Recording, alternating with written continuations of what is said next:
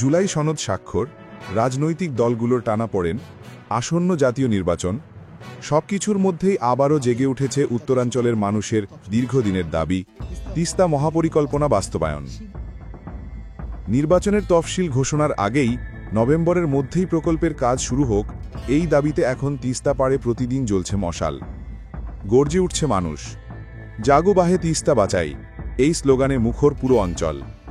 গত বৃহস্পতিবার রাতে রংপুরের কাউনিয়া, গঙ্গাচড়া, লালমনিরহাট সব জায়গায় একযোগে অনুষ্ঠিত হয় বিশাল মানববন্ধন ও মশাল মিছিল। প্রধান অতিথি ছিলেন তিস্তা রক্ষা আন্দোলনের প্রধান সমন্বয়ক এবং বিএনপির রংপুর বিভাগীয় সাংগঠনিক সম্পাদক আসাদুল হাবিব দুলু। এর আগে চলতি বছরের ফেব্রুয়ারিতেও তারা টানা ৪৮ ঘণ্টার কর্মসূচি পালন করেছিলেন, যেখানে হাজারো কৃষক, শ্রমিক, ছাত্র ও সাধারণ মানুষ একসাথে দাবি তুলেছিলেন, তিস্তা বাঁচলে উত্তরের প্রাণ বাঁচবে। তিস্তা মহাপরিকল্পনা আসলে একটি বিশাল উন্নয়ন পরিকল্পনা, যার লক্ষ্য নদীর বন্যা নিয়ন্ত্রণ, ভাঙন রোধ এবং শুষ্ক মৌসুমে কৃষির জন্য পর্যাপ্ত পানি সরবরাহ নিশ্চিত করা। আমরা সবাই খুশি। এই প্রকল্পে রয়েছে নদী খনন ও পুনর্বাসন, আধুনিক সেচ ব্যবস্থা, কৃষি উন্নয়ন, স্যাটেলাইট শহর ও পর্যটন কেন্দ্র নির্মাণের স্বপ্ন। তিস্তা রক্ষা আন্দোলনের সূত্রে জানা যায়, গত ৬ ফেব্রুয়ারি পানি সম্পদ মন্ত্রণালয়ের উপদেষ্টা সৈয়দা রিজওয়ানা হাসান রংপুরের কাউনিয়ায় তিস্তা পাড়ে এক গণশুনানিতে অংশ নিয়ে দ্রুত প্রকল্পের কাজ শুরু করার আশ্বাস দেন। তখন তিনি বলেন, তিস্তা শুধু নদী নয়, এটি উত্তরাঞ্চলের জীবনের প্রতীক। আমরা চাই এর কাজ যেন আর দেরি না হয়। পরে তিনি আরও জানান, ২০২৬-এর জানুয়ারিতে তিস্তা মহাপরিকল্পনার মূল কাজ শুরু হবে। তিস্তাপাড়ের মানুষ তাই এখন অপেক্ষায়, দীর্ঘ প্রতীক্ষার সেই দিনের, যেদিন আবারও প্রবাহিত হবে তিস্তার প্রাণ, সবুজে ভরে উঠবে উত্তরাঞ্চল আর জেগে উঠবে বাংলাদেশের এক নতুন সম্ভাবনার গল্প। ভারতের গজলডোবা ব্যারাজ থেকে পানি আটকে দেওয়া, ব্যর্থ তিস্তা চুক্তি, পশ্চিমবঙ্গের আপত্তি, সব মিলিয়ে এক নির্মম বাস্তবতা, যেখানে নদী হারাচ্ছে নিজের প্রাণ। কিন্তু আশার আলো এখনও নিভে যায়নি। চীনের বিনিয়োগে হয়তো আবার বয়ে চলবে তিস্তা, ফিরবে কৃষির প্রাণ, ফিরবে মানুষের হাসি। এই ভিডিওতে আমরা দেখব তিস্তার মরণ যন্ত্রণা থেকে আসার পুনর্জন্ম, যেখানে একটি নদী কাঁদছে আর তার কান্নায় লুকিয়ে আছে উত্তরবঙ্গের ভাগ্য। তিস্তা বাঁচলে বাঁচবে উত্তরবঙ্গ, বাঁচবে বাংলাদেশ। চলুন দেখি কিভাবে এক নদীর মৃত্যু আমাদের ভবিষ্যৎকে প্রশ্নের মুখে দাঁড় করিয়েছে এবং কিভাবে এই তিস্তা প্রকল্প বাস্তবায়নের দিকে এগিয়ে যাচ্ছে সরকার। বাংলাদেশের উত্তরাঞ্চলের হতভাগ্য নদীর নাম তিস্তা। নামের সঙ্গে জড়িয়ে আছে জীবনের গল্প, বেঁচে থাকার ইতিহাস, কৃষির প্রাণ, মানুষের হাসি কান্না, আশা ও বেদনার দীর্ঘ অধ্যায়। আজ এই নদী যেন হয়ে উঠেছে অভিশাপের প্রতীক। একসময় যার প্রবাহে মানুষ বাঁচত, ফসল ফলত, জীবিকা চলত, সেই নদী আজ শুষ্ক মাটির মতো নিস্তেজ। তিস্তা কেবল একটি নদী নয়, এটি ছিল বাংলাদেশের উত্তরাঞ্চলের মানুষের অস্তিত্ব, স্বপ্ন ও বেঁচে থাকার প্রতিচ্ছবি। সেই স্বপ্ন আজ ভেঙে পড়েছে রাজনৈতিক স্বার্থ, কূটনৈতিক অচলাবস্থা এবং বৈষম্যের নির্মম বাস্তবতায়। এই নদী একসময় ছিল উত্তরবঙ্গের প্রাণকেন্দ্র। নদীর দুই তীরে বিস্তৃত ফসলি জমি, ধান, পাট, গম, ভুট্টা সব কিছুই তিস্তার পানির কল্যাণে সমৃদ্ধ ছিল। কৃষকরা সারা বছর সেচের পানি পেতেন, মাছ ধরার মৌসুম ছিল প্রাণবন্ত, জীবিকা ছিল নির্ভরযোগ্য। তিস্তার জল তখন উত্তরবঙ্গের জনজীবনের অক্সিজেন। কিন্তু সেই তিস্তা আজ যেন এক মৃতপ্রায় স্রোতধারা। কোথাও কোথাও মাইলের পর মাইল জুড়ে শুকনো বালুচর, ভাঙাচর, ধুলো ও ধ্বংসের এক অনন্ত দিগন্ত। তিস্তা নদী নিয়ে বাংলাদেশের ইতিহাসে সবচেয়ে বড় রাজনৈতিক জটিলতার নাম হল তিস্তা নদীর পানি বন্টন চুক্তি। ১৯৮৩ সালে বাংলাদেশ ও ভারতের মধ্যে একটি অন্তর্বর্তীকালীন চুক্তি হয়েছিল। তাতে বাংলাদেশকে দেওয়া হয়েছিল নদীর ৩৬% পানি এবং ভারতকে ৩৯% পানি ব্যবহারের অনুমতি। বাকি ২৫% রাখা হয়েছিল নদীর প্রাকৃতিক ভারসাম্য রক্ষায়। কিন্তু সেই চুক্তি কখনো কার্যকর হয়নি। বহুবার আলোচনা হয়েছে। বিশেষত ২০১১ সালে ভারতের তৎকালীন প্রধানমন্ত্রী মনমোহন সিং ঢাকায় আসার সময় সব প্রস্তুতি সম্পন্ন ছিল, কিন্তু পশ্চিমবঙ্গের মুখ্যমন্ত্রী মমতা বন্দ্যোপাধ্যায়ের আপত্তিতে চুক্তিটি শেষ মুহূর্তে বাতিল হয়। তারপর থেকে তিস্তা যেন কূটনীতির গোপন পৃষ্ঠায় বন্দী এক নাম।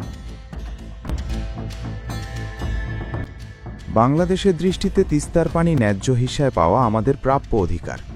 আন্তর্জাতিক নদী আইনও সেই কথা বলে, কিন্তু বাস্তবে বাংলাদেশের অংশে পানি আসেই না। ভারতের গজলডোবা ব্যারাজ থেকে পানি আটকে দেওয়ার ফলে শুষ্ক মৌসুমে নদীটি প্রায় মরে যায়। ডিসেম্বর থেকে মে পর্যন্ত সময় তিস্তার বুক জুড়ে পড়ে থাকে ধুলোবালি। কোথাও কোথাও মানুষ হেঁটে নদী পার হয়। ফসলি জমি শুকিয়ে ফেটে যায়, পুকুর খাল মরে যায়, কৃষকের চোখে ভেসে ওঠে অনিশ্চয়তার ছায়া। রংপুর, লালমনিরহাট, নীলফামারী ও কুড়িগ্রাম জেলার লক্ষাধিক পরিবার তিস্তার পানির ওপর নির্ভরশীল। নদী শুকিয়ে যাওয়ায় এই অঞ্চলের কৃষি আজ এক প্রকার অপমৃত্যুর মুখে। যে জমিতে একসময় বছরে 3 মৌসুমে ফসল হতো, সেখানে এখন এক মৌসুমেও ভালো ফলন পাওয়া যায় না।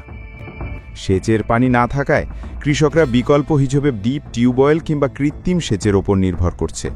কিন্তু ভূগর্ভস্থ পানির স্তর ক্রমশ নিচে নেমে যাওয়ায় সেই পথও বন্ধ হয়ে আসছে। ফলে কৃষি উৎপাদন কমছে, কর্মসংস্থান হ্রাস পাচ্ছে, দারিদ্র্য বাড়ছে, একই সঙ্গে উত্তরবঙ্গের কৃষিভিত্তিক অর্থনীতি ক্রমে মৃতপ্রায়। তিস্তার শুষ্কতা শুধু কৃষি ধ্বংস করেনি, বরং সমাজের প্রতিটি স্তরে প্রভাব ফেলেছে। ফসল হারানো কৃষকরা শহরমুখী হচ্ছে, জমি বিক্রি করে দিচ্ছে, দিনমজুরে পরিণত হচ্ছে। পরিবারে অনটন, ঋণের বোঝা, অভাবের চক্র তাদের গ্রাস করছে। একসময় সবুজ শস্যের ঢেউ খেলত যে অঞ্চলে, আজ সেখানে অনিশ্চয়তা আর বেকারত্বের কালো ছায়া। তিস্তার একসময়ের প্রাণবন্ত জনপদ এখন বিষণ্ণ বালুচরে পরিণত হয়েছে। তিস্তার নদীপথে আরও এক বড় বিপর্যয় হল অসময় বন্যা। উজানে ভারত যখন ইচ্ছেমতো গজলডোবা ব্যারাজ খুলে দেয়, তখন হঠাৎ বন্যা এসে সব কিছু ভাসিয়ে নেয়। আবার যখন পানি দরকার, তখন তারা এক ফোঁটাও ছাড়ে না। এই অস্বাভাবিক ওঠানামা শুধু ফসল ধ্বংস করে না, মানুষের জীবন বিপর্যস্ত করে তোলে। তিস্তা চুক্তি নিয়ে সমস্যা শুধু পানির অভাব নয়, এর পেছনে লুকিয়ে আছে রাজনীতির জটিল সমীকরণ। ভারত বলে নদীর পানি ভাগাভাগির বিষয়ে পশ্চিমবঙ্গ রাজ্যের সম্মতি প্রয়োজন।